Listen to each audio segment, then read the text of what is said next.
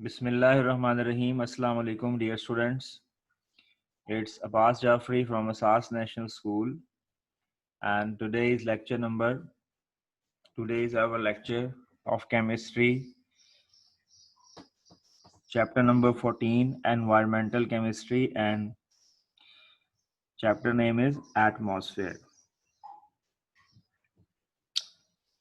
So this is lecture number 37, and today we are discussing topic troposphere, or you can say that the two major layers of atmosphere, troposphere and stratosphere. So these two long questions may come in the exam, that is atmosphere, troposphere and stratosphere. एक और आपको बात बताता चलूँ कि इस chapter में से जो पुरानी स्कीम है, according to the old scheme, इस चैप्टर में से लॉन्ग क्वेश्चन नहीं आता। लेकिन बात असल में ये होती है कि जब आप कोई एक लॉन्ग क्वेश्चन करते हैं तो उसकी जितनी भी हेडिंग्स होती हैं, जितनी भी डेफिनेशंस होती हैं उसके अंदर, और जितने भी उसमें फैक्टर्स हैं, जितने भी उसके पॉइंट्स हैं, वो एक शॉर्ट क्वेश्चन बन सकते हैं। तो इसीलिए इस चैप्टर में से लॉन्ग क्वेश्चन ऑफिशियली तो कोई नहीं आता अभी तक जो स्कीम है, लेकिन वैसे लॉन्ग क्वेश्चन जो है वो ये हमारे पास दो इम्पोर्टेंट सवाल हैं। पहला ट्रोपोस्फियर है, तो अगर चले हम इसमें से लॉन्ग के अकॉर्डिंग शॉर्ट भी कर लेते हैं, ठीक है। तो दो हमारे पास हैं ट्रोपोस्फियर का क्वेश्चन है। अब ट्रोपोस्फियर में क्वेश्चंस में जो सबसे अहम क्वेश्चन मैं कल आपको शॉर्ट क्वेश्चन बता रहा था, वो था कि वो यहाँ से हम बात करते हैं, earth atmosphere although concentration of carbon dioxide जो है उसकी मिकदार and water vapours is negligible. कल मैंने आपको दो कंपोनेंट्स के बारे में बताया था कि एटमॉस्फेयर के ट्रोपोस्फियर में carbon dioxide and water vapours करते क्या हैं, इज नेग्लिजिबल। बेशक उनकी मिकदार ना होने के बराबर है एटमॉस्फेयर में, yet they play a significant role in maintaining the temperature of the atmosphere। ठीक है ना, यानी कि कार्बन डाइऑक्साइड और वाटर वेपर्स की मिकदार बहुत कम है, लेकिन वो बहुत एक इम्पॉर्टेंट रोल प्ले करते हैं। They play a vital role for maintenance of the temperature.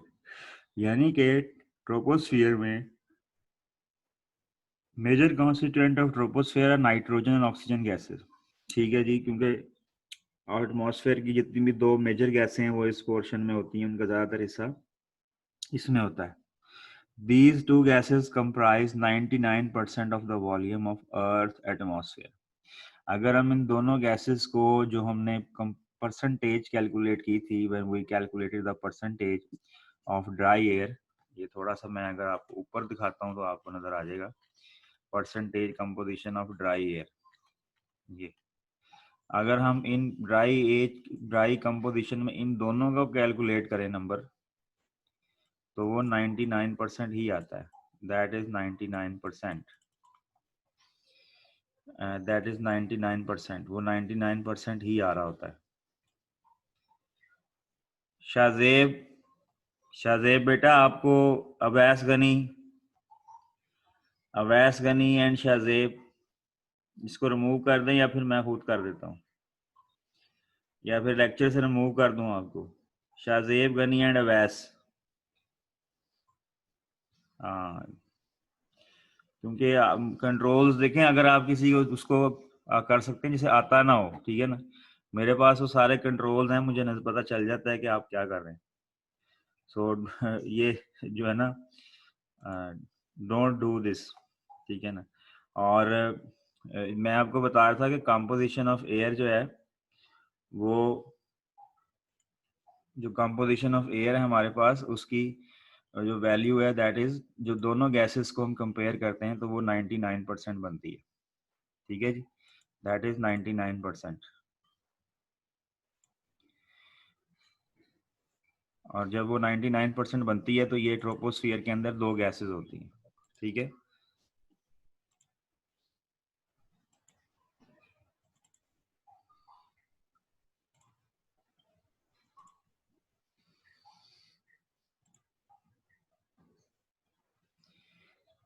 एक तो नाइट्रोजन होगी और दूसरा ऑक्सीजन। ठीक है, ये दोनों 99% बिहेवियर हमारे पास शो करती है। उसके बाद ये आज डू यू नो के बारे में भी डिस्कस करेंगे, ये क्या चीज होती है, ये भी एक कॉन्सेप्ट है।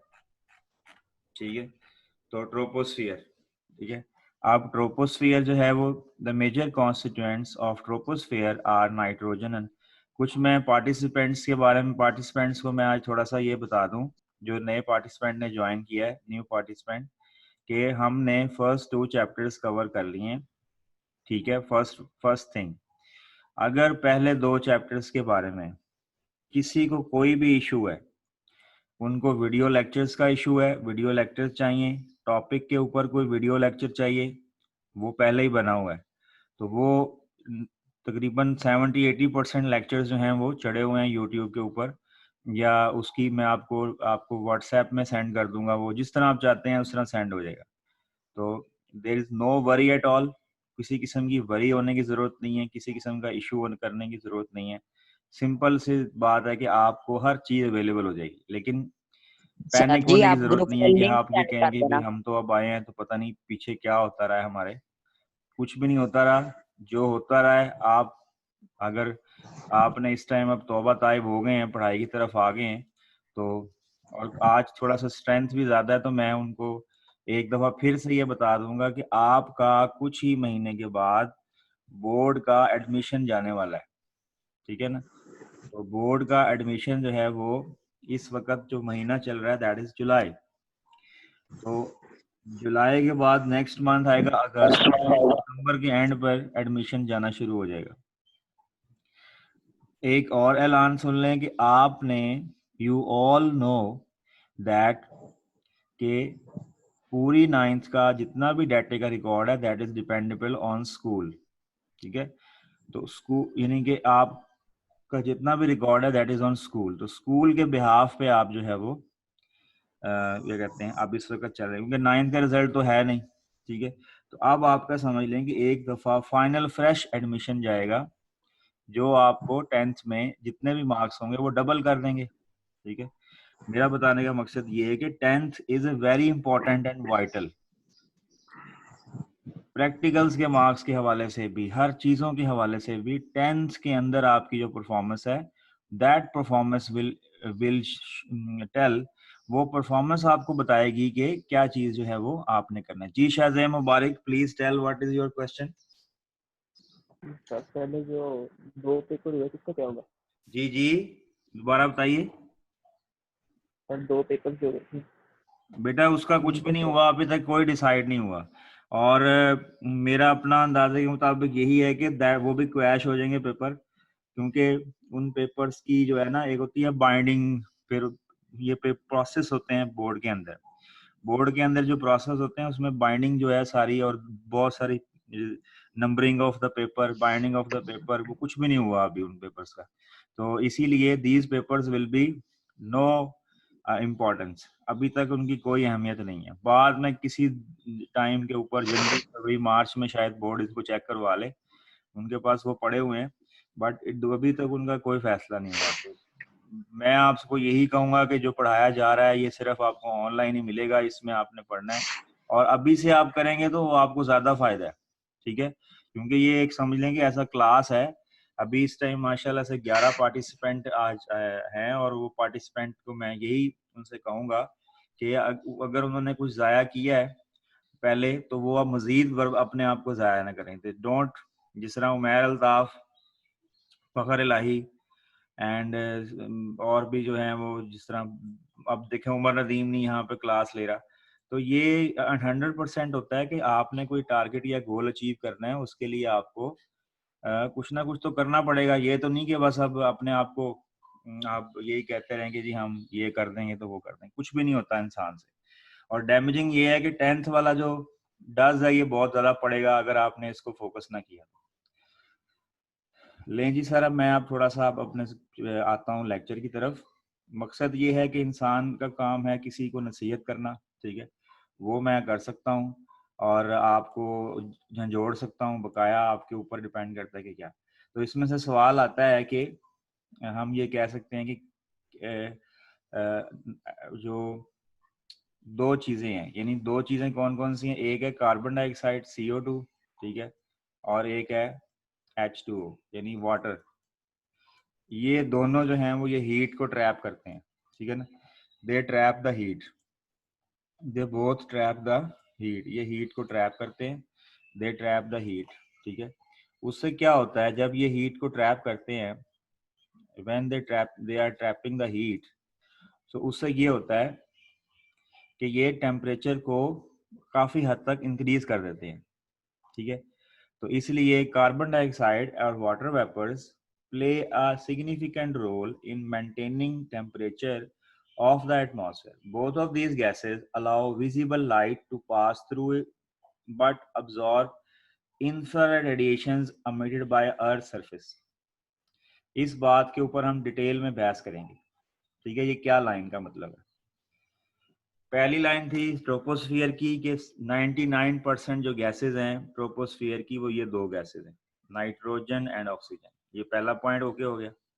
उसके बाद आगे दूसरा पॉइंट कहता है कि जो दो गैसेस हैं इन्होंने 99%, ये तो ठीक हो गया ना। उसके बाद कहता है कि कार्बन डाइऑक्साइड एक चीज है, ठीक है ना, यानी कि हम अगर यहाँ पे दो लफ्ज लिख लेते हैं, ठीक है, किसी चीज के, तो पहला है carbon dioxide and water vapours.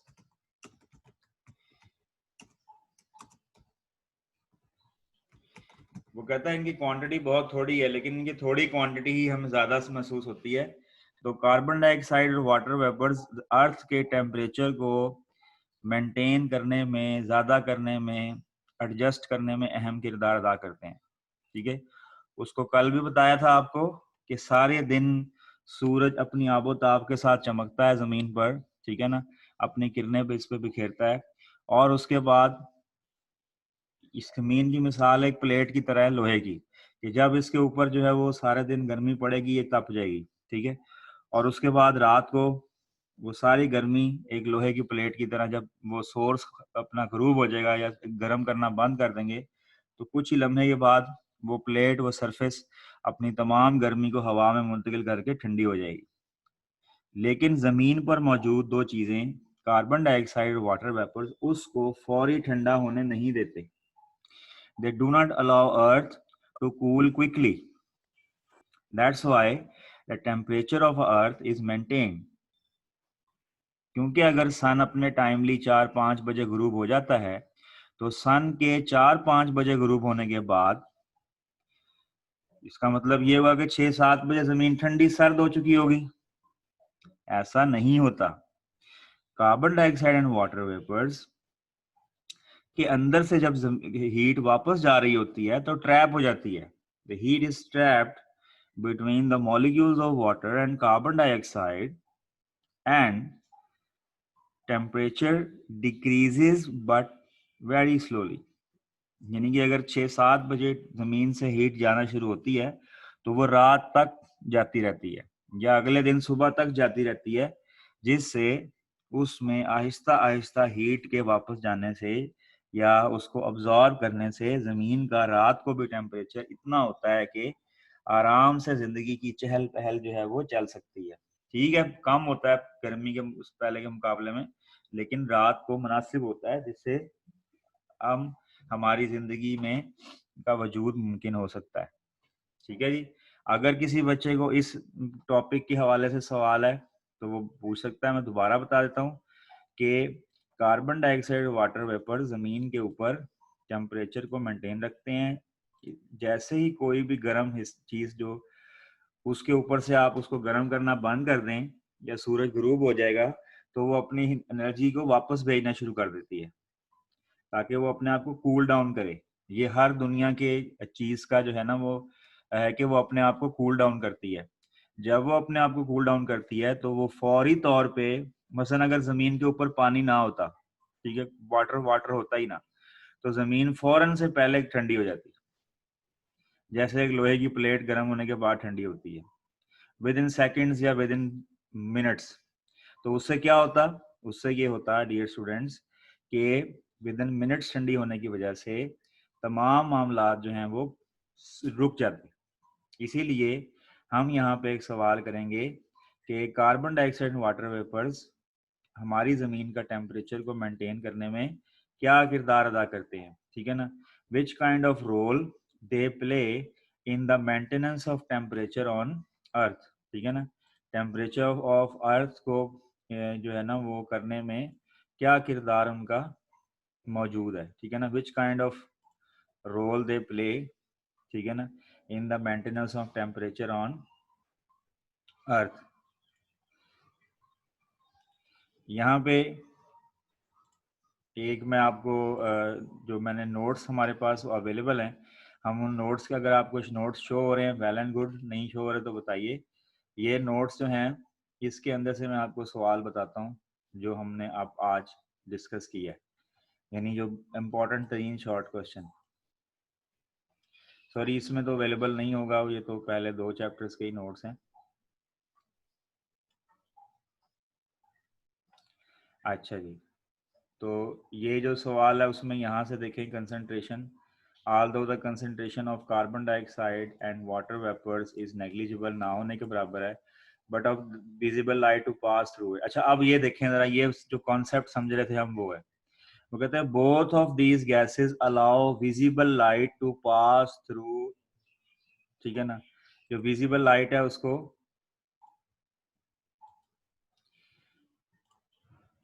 Visible light को पास थ्रू करते हैं, but absorb infrared radiations emitted by the earth surface. लेकिन अर्थ सरफेस पे इंफ्रारेड एमिशन जो है वो रेडिएशन होती हैं। इसकी मैं आपको छोटी सी ना यहाँ पे बात समझाता हूँ, ये देखिए ज़रा।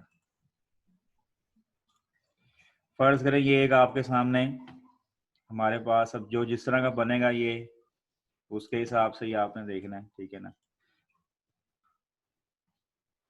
ये हमारी अर्थ है, ठीक है, और ये हमारे पास है जी सन, द सोर्स ऑफ लाइट, ठीक है ना। अर्थ थोड़ी सी बड़ी बना लेते हैं, ये छोटी सी बन गई है, ठीक है ना।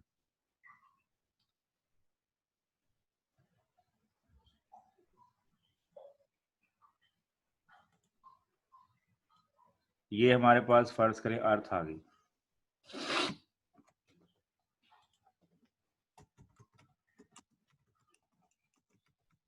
ठीक है जी, ये अर्थ हमारे पास आ गई। अच्छा, और ये दूसरी साइड जो है वो सन है, ठीक है, दिस इज सन। अब यहाँ से जो रेज आती हैं ना, ये अर्थ और सन, यहाँ से जो रेज आती हैं उन रेज के बारे में मैं आपको थोड़ा सा आइडिया देता हूँ क्या है, ठीक है। अब रेज आएंगी जमीन के ऊपर, अर्थ के ऊपर, ये लाइट रेज, और ये जमीन के ऊपर पड़ेगी। सारे दिन ये रेज पड़ रही हैं, ठीक है ना, डेली बेस पे सूरज चमक रहा है। अच्छा, अब इससे क्या होगा, इससे ये होगा कि अर्थ का जो टेम्परेचर है वो इंक्रीज होना शुरू हो जाएगा जब ये रेज आती हैं, ठीक है ना। तो इन रेज हम कह सकते हैं कि जो light comes from sun is called IR और infrared, ठीक है ना, infrared रेडिएशंस, इंफ्रारेड रेडिएशंस होती हैं ये, ठीक है ना। और इनकी क्या खासियत होती है, इनकी खासियत ये होती है कि ये होती हैं शॉर्टर वेवलेंथ की। वेवलेंथ का मतलब होता है उसका जो लाइट का जो ट्रेवल का रास्ता है, ठीक है ना। मतलब ये शॉर्टर वेवलेंथ से मुराद और लॉन्गर वेवलेंथ से मुराद ये होता है कि अगर हम कहेंगे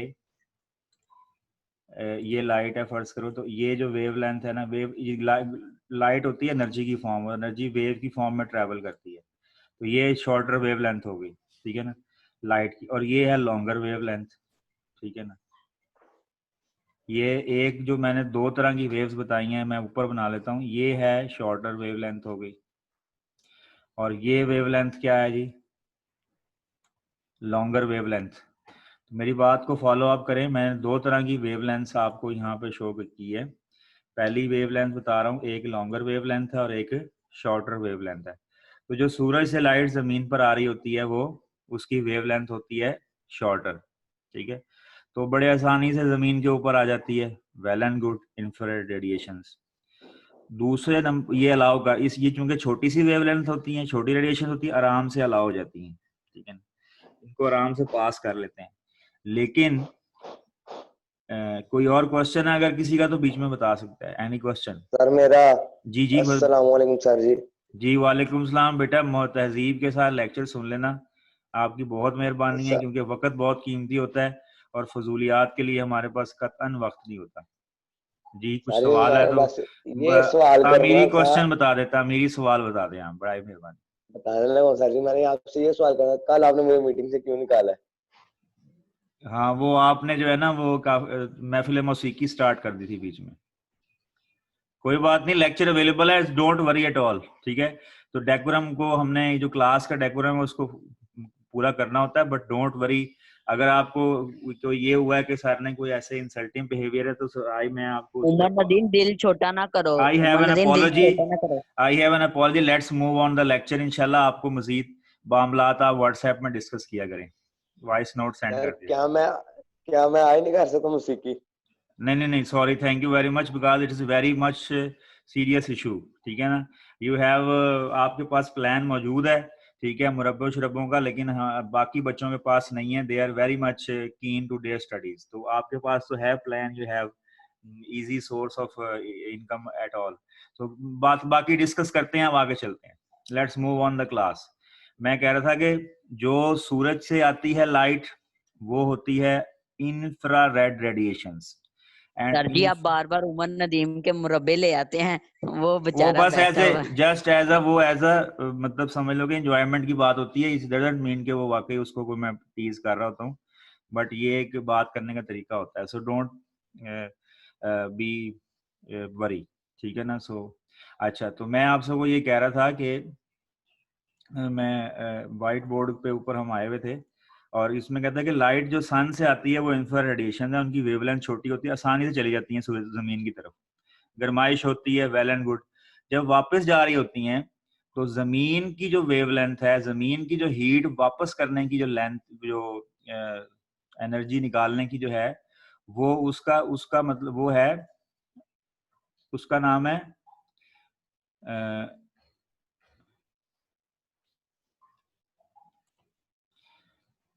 एक सेकेंड,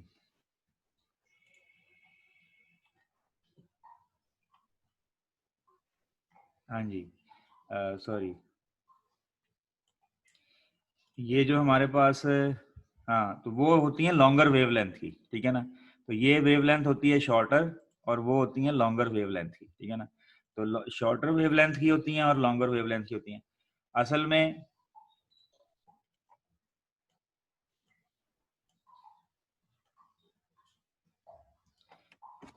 जो शॉर्टर वेवलेंथ की होती हैं उनको बोलते हैं अल्ट्रा वायलेट।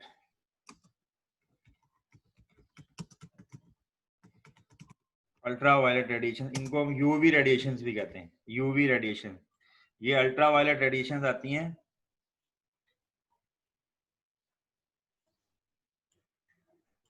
इनको हम बोलते हैं UV radiation. The radiations come from the sun are UV radiations, ठीक है ना, जिनको हम यूवी रेडिएशन बोलते हैं, ultra violet radiations, UV radiations from sun, ठीक है ना। और इसको हम यूवी भी बोलते हैं और इसको हम बोलते हैं कि ये जो है वो क्या है, वेवलेंथ की क्या होती है, इसकी शॉर्टर वेवलेंथ होती है। अच्छा, ठीक है। और दूसरे नंबर पे हो गया कि जो वापस जा रही होती हैं इनको बोलते हैं इंफ्रारेड रेडिएशन, ठीक है ना। ये सन से आती हैं, ये जो अर्थ से सन की तरफ जा रही होती हैं, ठीक है ना। तो कहते हैं कि फ्रॉम, हम कहेंगे जी फ्रॉम अर्थ टू सन, तो वो क्या, कौन सी रेडिएशन है, IR या इंफ्रा रेड रेडिएशन, ठीक है ना। इंफ्रारेड रेडिएशन या यूवी या IR रेडिएशंस को बाहर निकलने में बहुत दुश्वारी होती है, because they are very much issue, क्योंकि जब वो वापस जा रही होती हैं ऐसे करके तो उनके दरमियान जो है वो ट्रैप आ जाता है। वो ट्रैप क्या होता है? कार्बन डाइऑक्साइड का, वो कार्बन डाइऑक्साइड का ट्रैप होता है, और पानी के कतरे जो है वाटर वेपर्स, जो हवा में मौजूद वाटर वेपर्स हैं, ठीक है ना, यानी कि ये जो वाटर पानी का मैंने कतरा बनाया वाटर वेपर्स का, ठीक है, इसमें से जब ये पास कर रही होती है तो ये अलाउ नहीं करता इसको वाटर वेपर, तो इससे काफी देर बाद हीट जो है वो मौजूद रहती है जमीन पे, इसीलिए ये उसकी बात कर रहा है। तो वाटर वेपर्स और कार्बन डाइऑक्साइड बहुत ज्यादा हेल्प करते हैं for maintenance of temperature on अर्थ के लिए। तो ये सवाल आ जाता है कि कार्बन डाइऑक्साइड वाटर वेपर्स कैसे जो है वो जमीन के टेम्परेचर में एक वाइटल रोल प्ले करते हैं।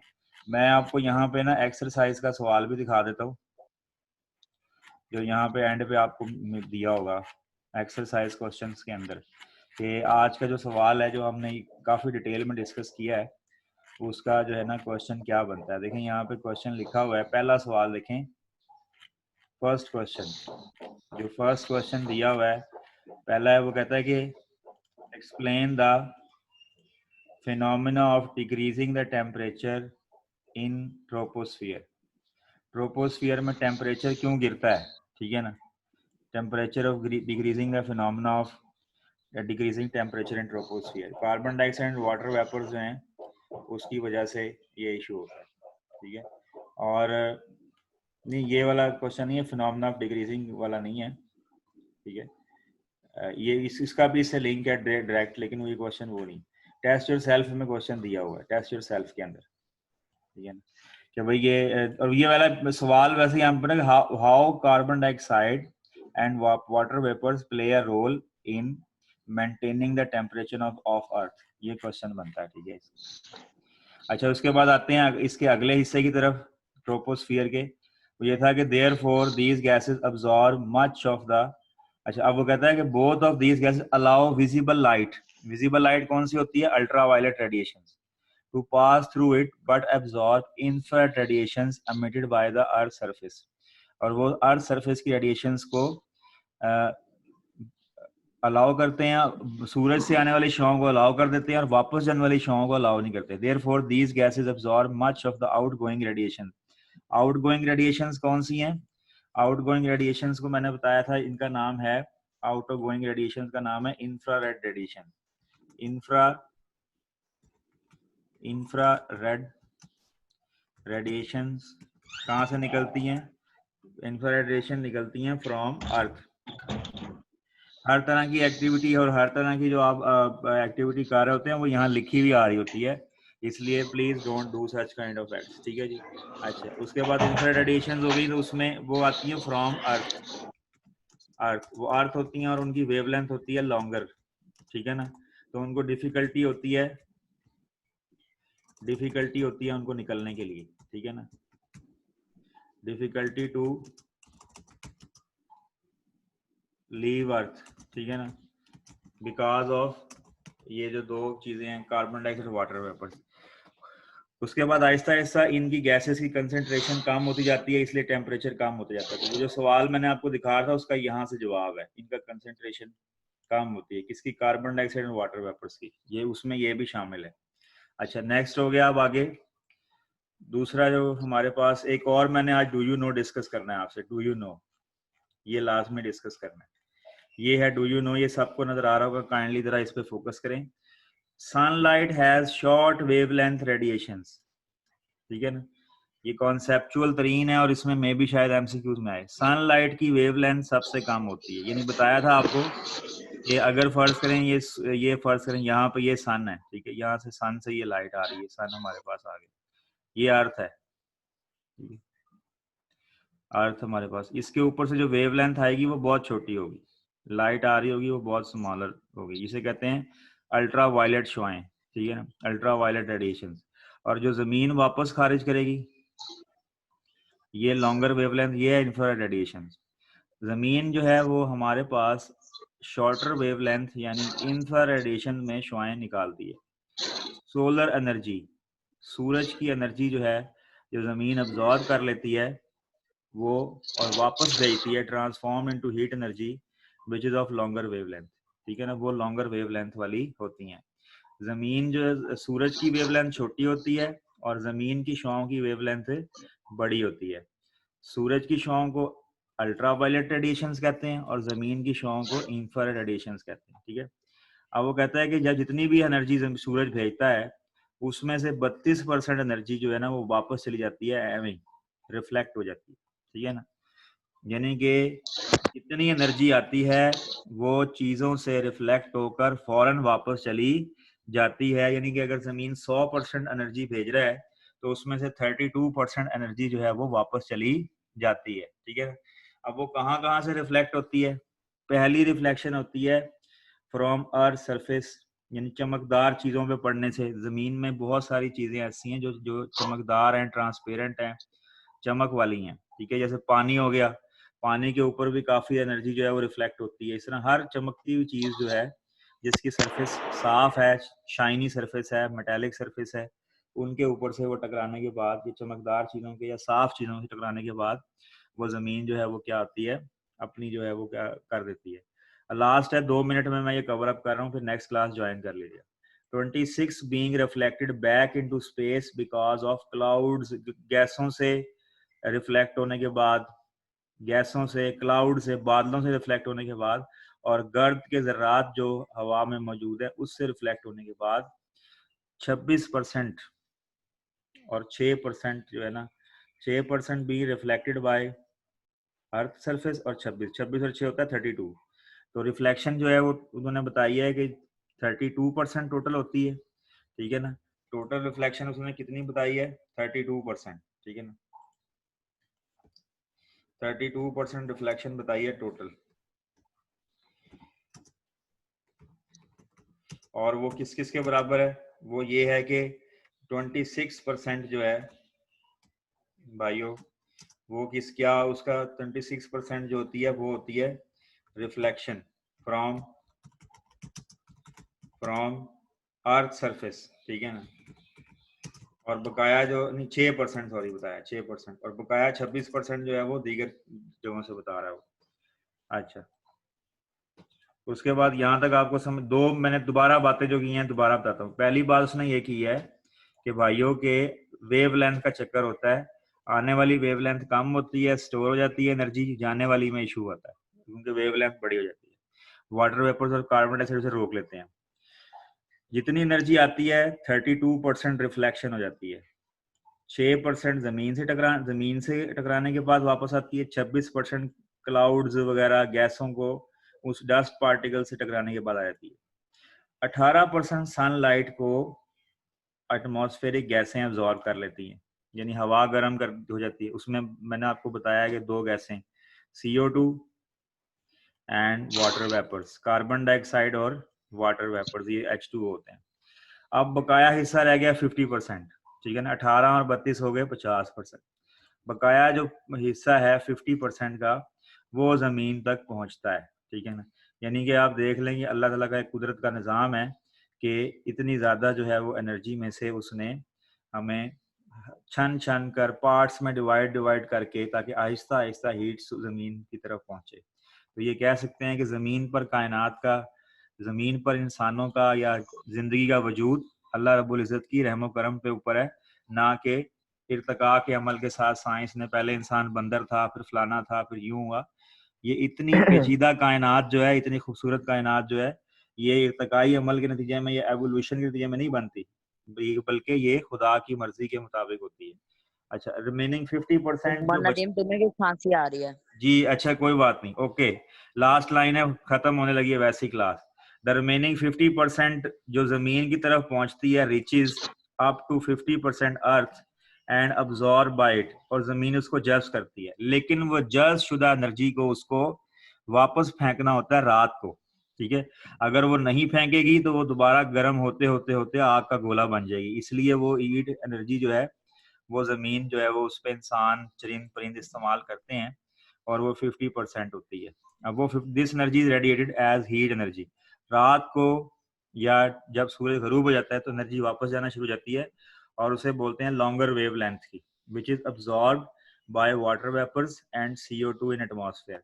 और जब ये वापस एनर्जी जा रही होती है 50%, तो इसको भी पकड़ने के लिए कार्बन डाइऑक्साइड और वाटर वेपर्स जैसी नेमत अल्लाह ताला ने हमें दी है। जिससे जमीन का टेम्परेचर आहिस्ता आहिस्ता गर्म होता है। ठीक है, ये सवाल आपको बता दें। और जो पहला क्वेश्चन था ना, जो मैंने वहाँ टेस्ट योरसेल्फ में मेंशन किया था, वो सवाल कुछ इस तरह था। उस सवाल में ये बताया गया था कि टेम्परेचर कम क्यों होता है, मसलन 17 से -58 जो टेम्परेचर दिया हुआ है वो क्यों होता है पहले ट्रोपोस्फेयर में। वो सवाल अगर कोई देखना चाहे वहाँ से, वो ये था।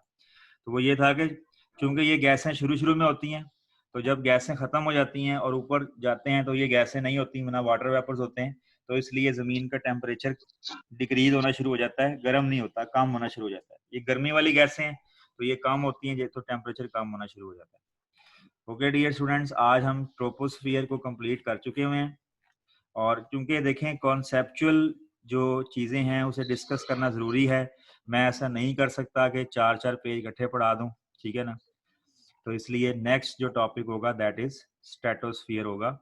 और स्ट्रेटोस्फियर की जो बेन अहम इम्पोर्टेंस है स्ट्रेटोस्फियर की स्टूडेंट्स, वो है उसका ओजोन लेयर का होना। ठीक है ना, ओजोन लेयर जो है वो स्ट्रेटोस्फियर की पहचान है।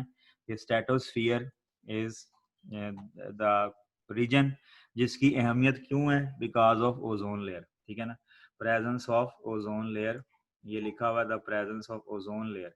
तो ओजोन लेयर की डेफिनेशन कर लेते हैं एक बस लाइन की, कि ओजोन इज द, एक ऐसा एरिया है जहां पर ओजोन गैस मौजूद है, और वो कह सकते हैं कि the presence of ozone layer due to absorption of radiation in this region is responsible for rise of temperature in stratosphere. ठीक है, अब वो यहाँ पे इसकी जो है ना वो लिखी हुई है, यानी कि क्या कहते हैं डेफिनेशन, वो ये है कि the region is next to the troposphere is and extend up to 50 kilometer. In this region temperature is rises up to 2 centigrade. अब इसमें presence of ozone layer मौजूद है, ठीक है ना, और उसका लिखा हुआ है कि ये the mid stratosphere has less ultraviolet radiation passing through it. कल हम मजीद फिर इसके बारे में बात करेंगे, क्योंकि अब इसके साथ नाइंसाफी होगी। कल हम स्टार्ट करेंगे stratosphere. Thank you very much dear students. आज का टॉपिक यही है कि ट्रोपोस्फियर तक हमने पढ़ा है, बाकी हम कल स्टडी करेंगे। अल्लाह हाफिज, thank you very much for today.